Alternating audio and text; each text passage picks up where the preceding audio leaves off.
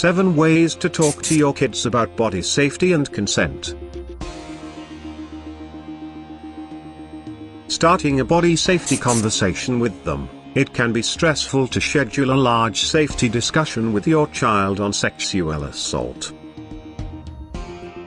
Well, you don't have to, because sexual attack discussions can be a component of your security discussions, like understanding when to talk, how to take care of buddies, and listening and trusting your gut feelings.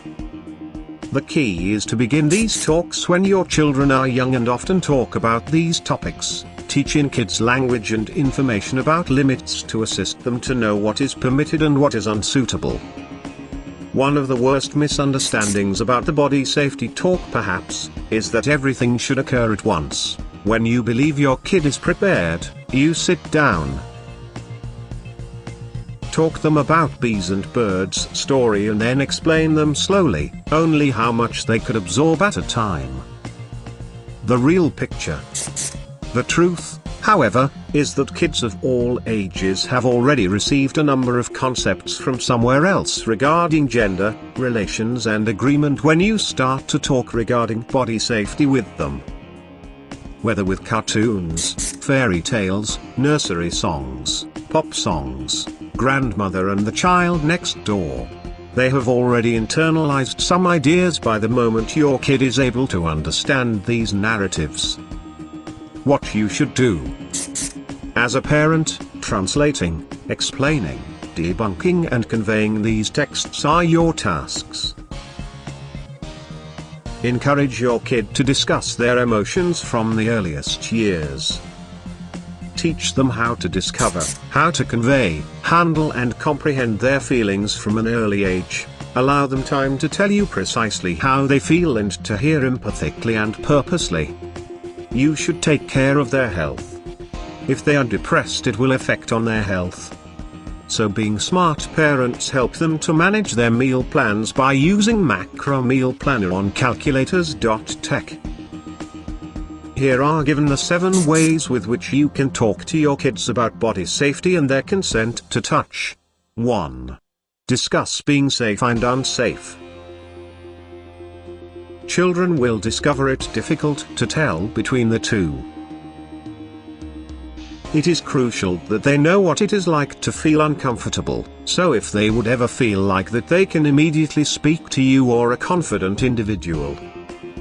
Explain our body is incredible, and they should always let you know when it feels unsafe. For instance, we might feel ill or our heart beats very quickly. Tell your kids that are the early alert symbols. Reiterate that they need to inform a trusted parent directly if they have any early warning indications. 2. Choosing trusted adults. Help your kid choose between 3 and 5 confident adults and it is thought they can say anything to. Their safety network includes these individuals. They should not be a part of your family and your kid should access them easily. 3. Explaining body limits. Explain that everybody has a bodily limit for everyone and no one should cross that. There is an unseen space just around your body.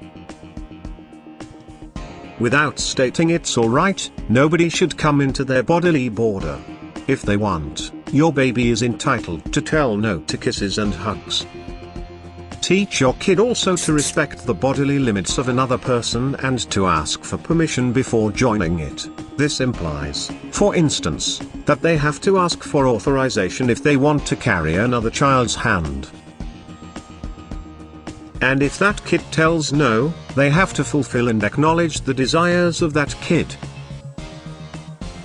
Explain also that approval can be withdrawn anytime, just as an individual can say yes to hand-holding or hugging. 4. Pirate stance. Practice your child's pirate position that includes palms on hips, legs to some extent away from each other and shoulders pulled back and head kept high. This is a powerful position and should be frequently exercised. Your kid can also put into practice saying no or stop, I don't like that. These two sentences are helpful in cases of intimidation and also when someone attempts to contact their own personal sections.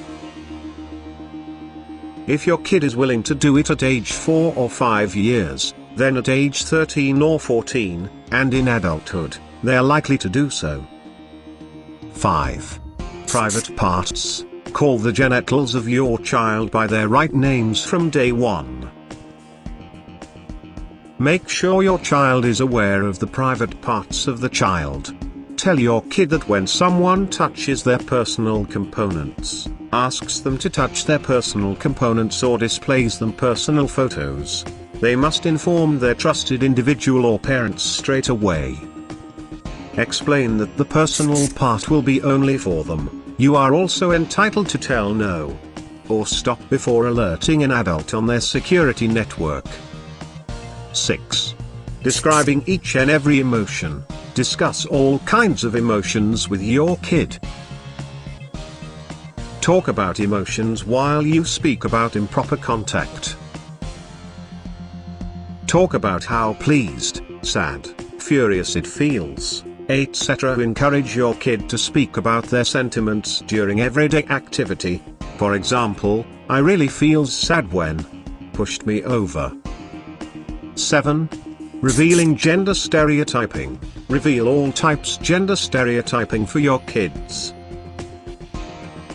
For instance, point out that there are no toys of boys girls separately, toys for kids are the only ones. You can, for instance, use police officer instead of policeman to use more gender-neutral language with your kid. Concentrate less on the physical appearance of a girl and more on her personal characteristics, that is, she is clever, funny and etc. The more we can break sex stereotypes and gender comparisons, the less violence and sexual abuse we have in the globe, especially against kids and females. The last words. Moreover, encourage your kid to stand up for others who may be bullied or harassed by staying strong in their pirate position, stating, "Hey, stop it. Stop it."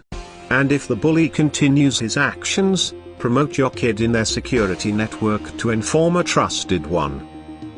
It is not rocket science that educates both our sons and our children to respect each other, but these tiny but strong concepts can create a huge difference in our community and in the future.